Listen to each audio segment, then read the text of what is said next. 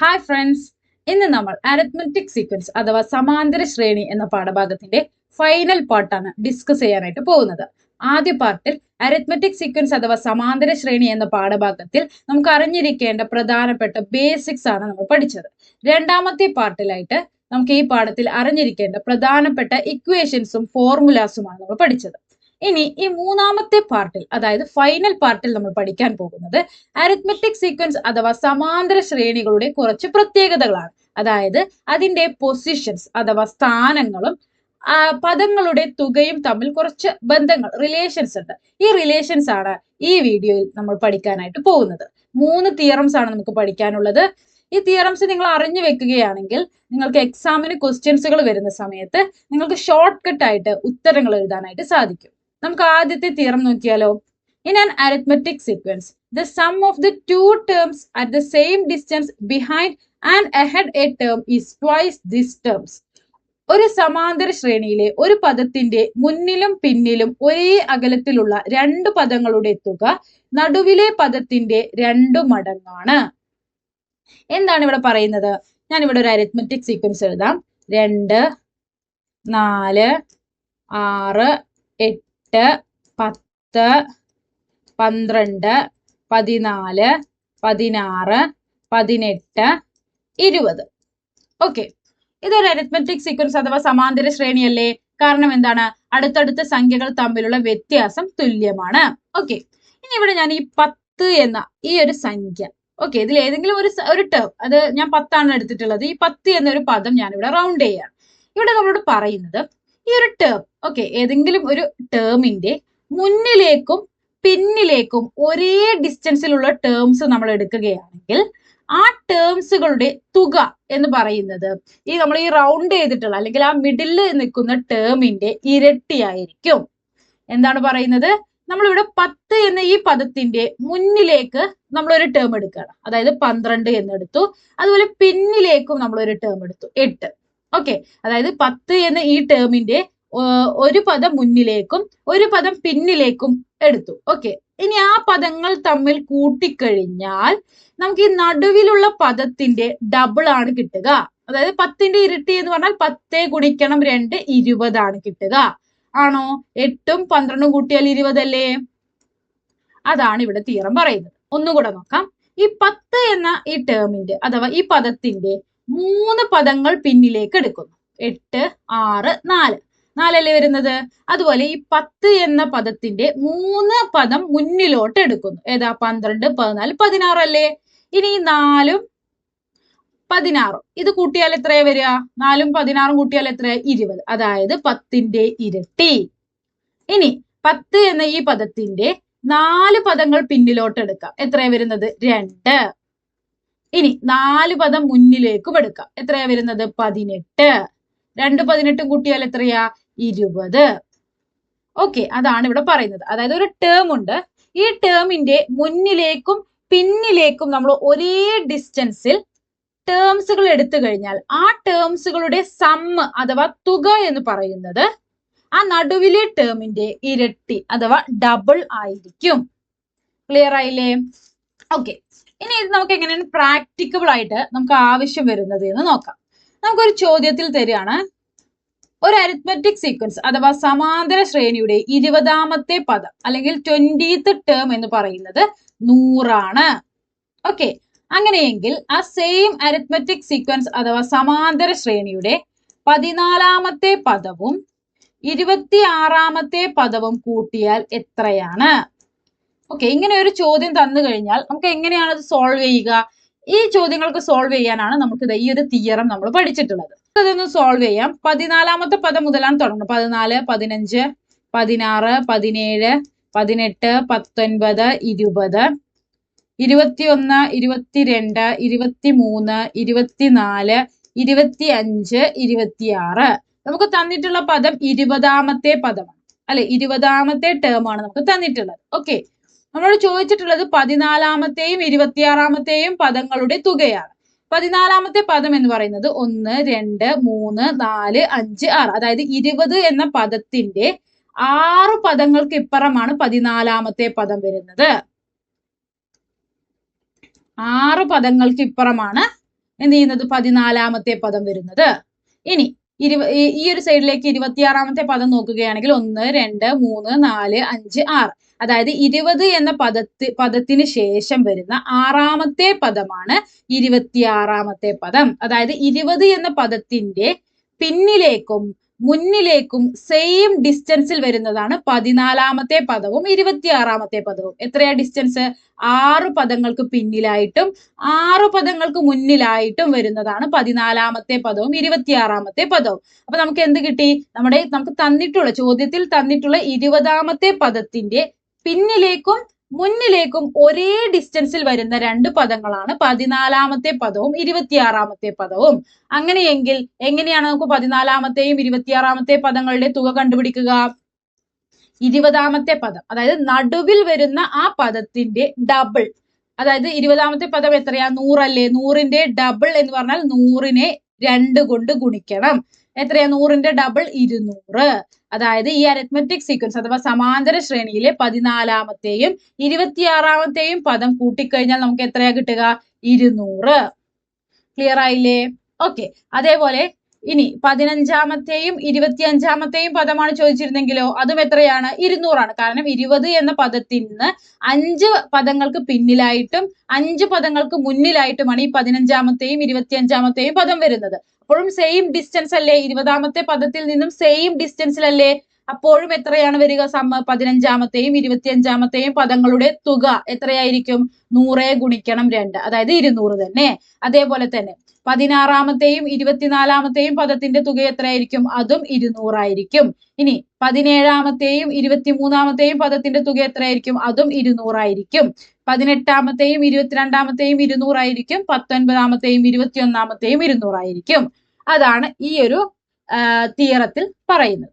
Clear ആയില്ലേ? അപ്പൊ ഈ ഒരു തിയറത്തിൽ നിന്നും ചോദ്യം, ഈ ഒരു തിയറം ബേസ് ചെയ്തിട്ടാണ് നിങ്ങൾക്ക് ഉത്തരം എഴുതേണ്ടതെങ്കിൽ അവിടെ നിങ്ങൾക്ക് തന്നിട്ടുണ്ടാവുക ഒരു ടേം തന്നിട്ടുണ്ടാവും. ഒരേ ഒരു ടേം, ഈ അരിത്മെറ്റിക് സീക്വൻസിൽ ഒരേ ഒരു ടേം തന്നിട്ടുണ്ടാവും. എന്നിട്ട് നിങ്ങളോട് ഏതെങ്കിലും 2 പദങ്ങളുടെ തുക ചോദിച്ചിട്ടുണ്ടാവും. ഇങ്ങനെ ഒരു സാഹചര്യത്തിലാണ് നമ്മൾ ഈ ഒരു തിയറം യൂസ് ചെയ്യുന്നത്. ക്ലിയർ ആയില്ലേ? ഇനി നമുക്ക് അടുത്ത തിയറം നോക്കാം. അടുത്ത തിയറത്തിൽ എന്താണ് പറയുന്നത്? വളരെ സിമ്പിൾ ആണ്. സം അഥവാ തുക എന്ന് പറയുന്നത് മിഡിൽ ടേം അഥവാ ഏറ്റവും നടുവിലെ പദം ഇൻറ്റു n ആണ്. n എന്ന് പറയുന്നത് നമ്പർ ഓഫ് ടേംസ് അഥവാ പദങ്ങളുടെ എണ്ണം. ഓക്കെ, ഈ ഒരു തിയറമാണ് ഇവിടെ എന്ത് ചെയ്യുന്നത്? പറയുന്നത്. In an arithmetic sequence, the sum of a term and the consecutive terms at the same distance behind and ahead is the product of this term and the number of terms. ഒരു സമാന്തര ശ്രേണിയിലെ ഒരു പദത്തിന്റെയും അതിന്റെ മുന്നിലും പിന്നിലും തുടർച്ചയായ ഒരേ എണ്ണം പദങ്ങളുടെയും തുക നടുവിലെ പദത്തിന്റെയും മൊത്തം പദങ്ങളുടെ എണ്ണത്തിന്റെയും ഗുണനഫലമാണ്. മറ്റൊരു രീതിയിൽ ഈ ഒരു തിയറം പറയുകയാണെങ്കിൽ the sum of an odd number of consecutive terms of an arithmetic sequence is the product of the middle term and the number of terms. ഒരു സമാന്തര ശ്രേണിയിലെ തുടർച്ചയായ കുറെ പദങ്ങൾ എണ്ണം ഒറ്റ സംഖ്യയായി എടുത്താൽ അവയുടെ തുക നടുവിലെ പദത്തിന്റെയും പദങ്ങളുടെ എണ്ണത്തിന്റെയും ഗുണനഫലമാണ്. ഓക്കെ, ഈ ഒരു ഇക്വേഷൻ ആണ് അവിടെ ഒരു സെന്റൻസ് ആയിട്ട് പറഞ്ഞിട്ടുള്ളത്. അതായത് ഒരു അരിത്മെറ്റിക് സീക്വൻസ് അഥവാ സമാന്തര ശ്രേണിയുണ്ട്. ഈ ഒരു തിയറം നമുക്ക് അപ്ലിക്കബിൾ ആവണമെങ്കിൽ, അതായത് ഈ ഒരു തിയറം നമുക്ക് ഉപയോഗിക്കാൻ കഴിയണമെങ്കിൽ അവിടെ ഒരേ ഒരു ഡിമാൻഡ് ഉണ്ട്. എന്താണ്? ആ അരിത്മെറ്റിക് സീക്വൻസ് അഥവാ സമാന്തര ശ്രേണിയിലെ പദങ്ങളുടെ എണ്ണം എന്ന് പറയുന്നത് ഓഡ് നമ്പർ ആയിരിക്കണം, അഥവാ ഒറ്റക്ക സംഖ്യയായിരിക്കണം. ഓക്കെ, അതായത് 7ഓ 9ഓ ഒക്കെ ആയിരിക്കണം എന്താ ആ ഒരു അരിത്മെറ്റിക് സീക്വൻസ് അഥവാ സമാന്തര ശ്രേണിയിലെ പദങ്ങളുടെ എണ്ണം എന്ന് പറയുന്നത്.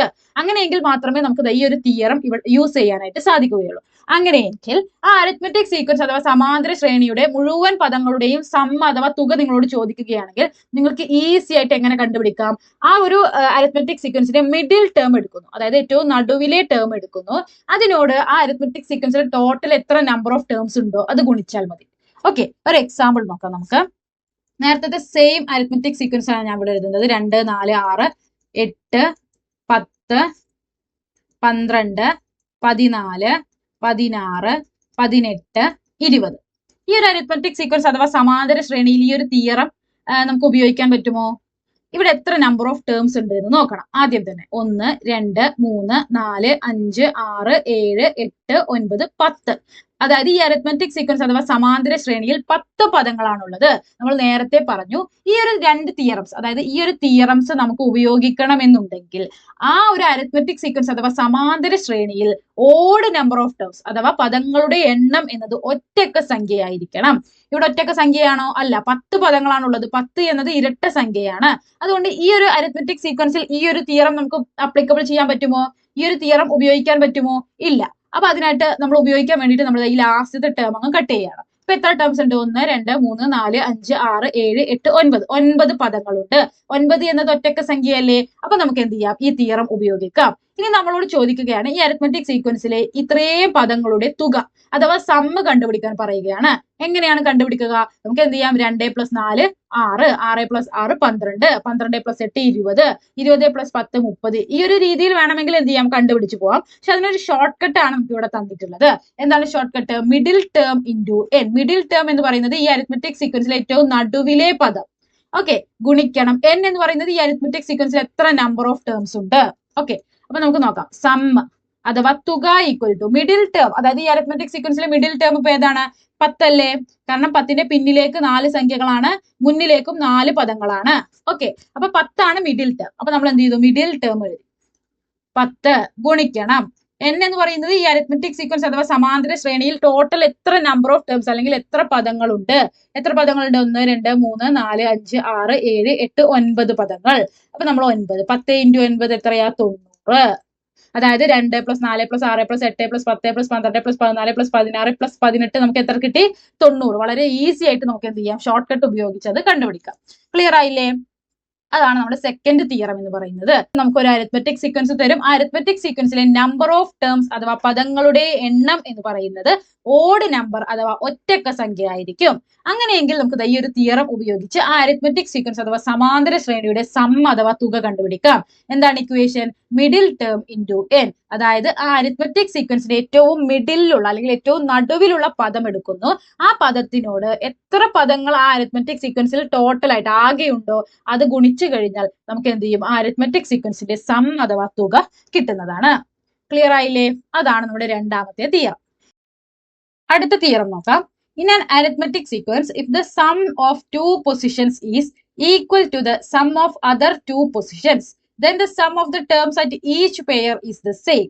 ഒരു സമാന്തര ശ്രേണിയിലെ ഏതെങ്കിലും 2 സ്ഥാനങ്ങളുടെ തുക മറ്റു 2 സ്ഥാനങ്ങളുടെ തുകയ്ക്ക് തുല്യമാണെങ്കിൽ ഈ ജോഡി സ്ഥാനങ്ങളിലെ പദങ്ങളുടെ തുകയും തുല്യമാണ്. എന്താണ് പറയുന്നത്? ഒരു അരിത്മെറ്റിക് സീക്വൻസ് അഥവാ സമാന്തര ശ്രേണിയിലെ 2 പെയേഴ്സ് ഓഫ് ടേംസ് അഥവാ 2 ജോഡികളുടെ പൊസിഷൻസ് അഥവാ സ്ഥാനങ്ങളുടെ തുക തുല്യമാണെങ്കിൽ അവയുടെ സമ്മ് അഥവാ തുകയും തുല്യമായിരിക്കും.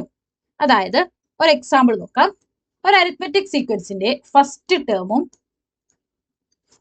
അതുപോലെ തന്നെ 6th ടേമും, ഒന്നാമത്തെ പദവും 6ാമത്തെ പദവും കൂട്ടിയാൽ 14 ആണ്.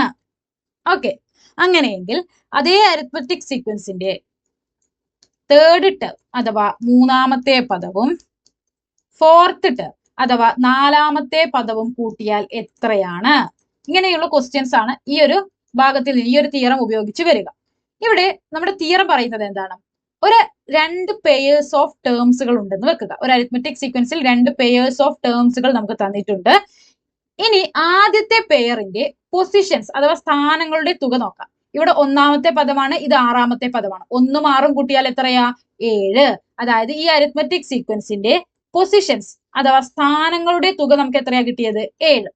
ഓക്കെ, ഇനി ഇതിന്റെ നോക്കാം. ഇത് 3rd ടേമും 4th ടേമും അല്ലേ? അതായത് സ്ഥാനങ്ങളുടെ സമ്മ് തുക നോക്കിയാൽ എത്രയാ? 3ാമത്തെയും 4ാമത്തെയും കൂട്ടിയാൽ കഴിഞ്ഞാൽ 3ഉം 4 പ്ലസ് ചെയ്ത് കഴിഞ്ഞാൽ 7. അതായത് ഈ 2 പെയേഴ്സിന്റെയും അഥവാ ഈ 2 ജോഡികളുടെയും സ്ഥാനങ്ങളുടെ തുക അഥവാ പൊസിഷൻസിന്റെ സം എന്ന് പറയുന്നത് 7 ആണ്. അങ്ങനെയെങ്കിൽ ഈ 2 പെയേഴ്സിന്റെയും പദങ്ങളുടെ തുകയും തുല്യമായിരിക്കും. സ്ഥാനങ്ങളുടെ തുക തുല്യമാണെങ്കിൽ പദങ്ങളുടെ തുകയും തുല്യമായിരിക്കും. അത്രയേ ഉള്ളൂ. ഓക്കെ, വളരെ ഷോർട്ട് ആയിട്ട് പറയുകയാണെങ്കിൽ ഒരു അരിത്മെറ്റിക് സീക്വൻസിലെ സ്ഥാനങ്ങളുടെ തുക തുല്യമാണെങ്കിൽ അവയുടെ പദങ്ങളുടെ തുകയും തുല്യമായിരിക്കും. ഇവിടെ 1ാമത്തെ 6ാമത്തെ പദം കൂട്ടിയാൽ 14 ആണെങ്കിൽ 3ാമത്തെ 4ാമത്തെ പദം കൂട്ടിയാലും എത്രയായിരിക്കും? 14 ആണ്. ഓക്കെ, ഇനി മറ്റൊരു പെയറും കൂടെ കൊടുക്കാം. 2nd ടേം അഥവാ 2ാമത്തെ പദവും അഞ്ചാമത്തെ പദവും കൂട്ടിയാൽ എത്രയാണ്? അപ്പോ നമ്മൾ ആദ്യം എന്താണ് നോക്കേണ്ടത്? ഈ രണ്ട് പദങ്ങളുടെയും പൊസിഷൻസ് അഥവാ സ്ഥാനങ്ങളുടെ തുക നോക്കാം. 2+5 എത്രയാ? 7 അതായത് സെയിം അല്ലേ? അതായത് ഈ പദങ്ങളുടെ എല്ലാത്തിന്റെയും പൊസിഷൻസിന്റെ സം എന്ന് പറയുന്നത് തുല്യമാണ്. അപ്പൊ നമുക്ക് എന്ത് പറയാം? രണ്ടാമത്തെ അഞ്ചാമത്തെ പദം കൂട്ടിയാലും എത്രയാ ഉത്തരം? 14. ഓക്കെ, അപ്പൊ സിമ്പിൾ ആയിട്ട് പറയുകയാണെങ്കിൽ രണ്ട് പെയേഴ്സ് നമുക്ക് തന്നിട്ടുണ്ടെങ്കിൽ ആ പെയേഴ്സിലെ പൊസിഷൻസ് അഥവാ സ്ഥാനങ്ങളുടെ തുക തുല്യമാണെങ്കിൽ പദങ്ങളുടെ തുകയും തുല്യമായിരിക്കും. ഓക്കെ, ക്ലിയർ ആയില്ലേ? ഈ 3 തിയറംസ് ആണ് നമുക്ക് പഠിക്കാനുള്ളത്. ഈ തിയറംസ് നമുക്ക് ഉപയോഗപ്രദമാവുന്നത് ഏതെങ്കിലും ഒരു പ്രോബ്ലംസിന്റെ ഇടയിലൊക്കെ ആയിട്ടായിരിക്കും. ആദ്യത്തെ തിയറം പറയുന്നത് എന്താണ്? ഒരു അരിത്മെറ്റിക് സീക്വൻസ് അഥവാ സമാന്തര ശ്രേണിയിലെ ഒരു ടേമിന്റെ പിന്നിലേക്കും മുന്നിലേക്കും ഒരേ ഡിസ്റ്റൻസിൽ നമ്മൾ രണ്ട് ടേംസുകൾ എടുക്കുകയാണെങ്കിൽ അവയുടെ സമ്മ് അഥവാ തുക എന്ന് പറയുന്നത് ഈ നടുവിലെ ടേമിന്റെ ഇരട്ടിയായിരിക്കും.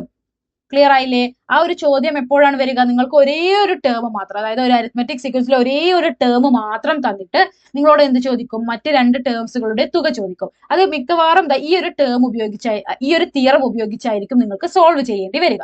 ഓക്കെ, ഇനി രണ്ടാമത്തെ തിയറം എന്താണ് പറയുന്നത്? രണ്ടാമത്തെ തിയറത്തിൽ നമുക്ക് ഒരു കണ്ടീഷൻ ഉണ്ട്. ആ തിയറം ഉപയോഗിക്കണമെങ്കിൽ ആ അരിത്മെറ്റിക് സീക്വൻസ് അഥവാ സമാന്തര ശ്രേണിയിൽ ഓഡ് നമ്പർ ഓഫ് ടേംസ് അഥവാ പദങ്ങളുടെ എണ്ണം ഒറ്റക്ക സംഖ്യ ആയിരിക്കണം. എങ്കിൽ മാത്രമേ നമുക്ക് ഈ രണ്ടാമത്തെ തിയറം യൂസ് ചെയ്യാനായിട്ട് സാധിക്കുകയുള്ളൂ. രണ്ടാമത്തെ തിയറം പറയുന്നത് വളരെ ഷോർട്ട് ആയിട്ട് പറയുകയാണെങ്കിൽ sum equal to middle term into n. തുക എന്ന് പറയുന്നത് മിഡിൽ ടേം, അതായത് അരിത്മെറ്റിക് സീക്വൻസിലെ ഏറ്റവും നടുവിലെ പദത്തിനോട് അരിത്മെറ്റിക് സീക്വൻസിൽ ടോട്ടൽ എത്ര നമ്പർ ഓഫ് ടേംസ് അല്ലെങ്കിൽ എത്ര പദങ്ങളുടെ എണ്ണം ഉണ്ടോ അത് ഗുണിച്ചു കഴിഞ്ഞാൽ നമുക്ക് സമ്മ് അഥവാ തുക കിട്ടും. ഓക്കെ, അപ്പൊ നമുക്ക് ഒരു അരിത്മെറ്റിക് സീക്വൻസ് തരികയാണ്. ആ അരിത്മെറ്റിക് സീക്വൻസിൽ ഓഡ് നമ്പർ അഥവാ ഒറ്റക്ക സംഖ്യയാണ് ആ ഒരു അരിത്മെറ്റിക് സീക്വൻസിലെ പദങ്ങളുടെ എണ്ണമെങ്കിൽ നമ്മൾ എന്താ ചെയ്യേണ്ടത്? മിഡിൽ ടേം എടുക്കുന്നു, ഏറ്റവും നടുവിലെ ടേം പദം എടുക്കുന്നു. എന്നിട്ട് അതിനോട് എത്ര ടോട്ടൽ നമ്പർ ഓഫ് ടേംസ് അല്ലെങ്കിൽ ആ അരിത്മെറ്റിക് സീക്വൻസ് അഥവാ സമാന്തര ശ്രേണിയിൽ ആകെ എത്ര പദങ്ങളുടെ എണ്ണം ഉണ്ടോ അത് ഗുണിച്ചു കഴിഞ്ഞാൽ നമുക്ക് അരിത്മെറ്റിക് സീക്വൻസിന്റെ സം അഥവാ തുക ഈസി ആയിട്ട് കണ്ടുപിടിക്കാം. ഓക്കെ, മൂന്നാമത്തെ തിയറം എന്താണ് പറയുന്നത്? അവിടെ നമുക്ക് പെയേഴ്സ് ഓഫ് ടേംസുകൾ തന്നിട്ടുണ്ടാവും. ഓക്കെ, പെയേഴ്സ് ഓഫ് ടേംസ് തന്നിട്ടുണ്ടാവും. ഇനി ഈ പെയേഴ്സുകളുടെ പൊസിഷൻസ് സമ്മ് തുല്യമാണെങ്കിൽ, സ്ഥാനങ്ങളുടെ തുക തുല്യമാണെങ്കിൽ അവയുടെ പദങ്ങളുടെ തുകയും തുല്യമായിരിക്കും. വളരെ സിമ്പിൾ ആയിട്ട് പറയുകയാണെങ്കിൽ സ്ഥാനങ്ങളുടെ തുക തുല്യമാണെങ്കിൽ പദങ്ങളുടെ തുകയും തുല്യമായിരിക്കും. അതായത് സം ഓഫ് പൊസിഷൻസ് ഈക്വൽ ആണെങ്കിൽ സം ഓഫ് ടേംസും ഈക്വൽ ആയിരിക്കും. ക്ലിയർ ആയില്ലേ? ഇതാണ് നമുക്ക് ഈ അരിത്മെറ്റിക് സീക്വൻസ് അഥവാ സമാന്തര ശ്രേണി എന്ന പാഠത്തിൽ പഠിക്കാനുള്ള ഇമ്പോർട്ടന്റ് ആയിട്ടുള്ള 3 തിയറംസ്. ഇതോടുകൂടി അരിത്മെറ്റിക് സീക്വൻസ് അഥവാ സമാന്തര ശ്രേണി എന്ന പാഠഭാഗത്തിലെ എല്ലാ കാര്യങ്ങളും നമ്മൾ പഠിച്ചിട്ടുണ്ട്. ഇനി പക്ഷെ നമുക്ക് ഈ ഒരു തിയറംസും അല്ലെങ്കിൽ ഈ ഒരു ഫോർമുലാസും ബൈഹാർട്ട് ചെയ്ത് വെച്ചതുകൊണ്ട് നിങ്ങൾക്ക് എക്സാമിന് ഒരിക്കലും സോൾവ് ചെയ്യാനായിട്ട് സാധിക്കില്ല. ഈ പാഠത്തിൽ നിന്ന് വരുന്ന ചോദ്യങ്ങൾ സോൾവ് ചെയ്യാനായിട്ട് സാധിക്കില്ല. അതിന് നിങ്ങൾ എന്ത് ചെയ്യണം? മുൻ വർഷങ്ങളിൽ വന്ന ചോദ്യങ്ങൾ പ്രാക്ടീസ് ചെയ്യണം. കാരണം മുൻ വർഷങ്ങളിലെ ചോദ്യങ്ങൾ തന്നെയാണ് കൂടുതലും റിപ്പീറ്റഡ് ആയിട്ട് എന്ത് ചെയ്യുക? ചോദിക്കുക. അപ്പൊ മുൻ വർഷങ്ങളിലെ ചോദ്യങ്ങൾ നിങ്ങൾ പ്രാക്ടീസ് ചെയ്യുന്നതിലൂടെ നിങ്ങൾക്ക് ഈ പാഠത്തിലെ ഏതൊരു ചോദ്യവും ആൻസർ ചെയ്യാനായിട്ട് സാധിക്കും. അതുകൊണ്ട് തന്നെ അടുത്ത വീഡിയോസിലായി 2026 മുതൽ 2014 വരെ SSLC ഫൈനൽ എക്സാമിന് ഈ ഒരു പാഠത്തിൽ നിന്നും വന്ന ചോദ്യങ്ങൾ ഓരോന്നായി നമ്മൾ ഡിസ്കസ് ചെയ്യുന്നതാണ്. Stay tune for next video. Thank you.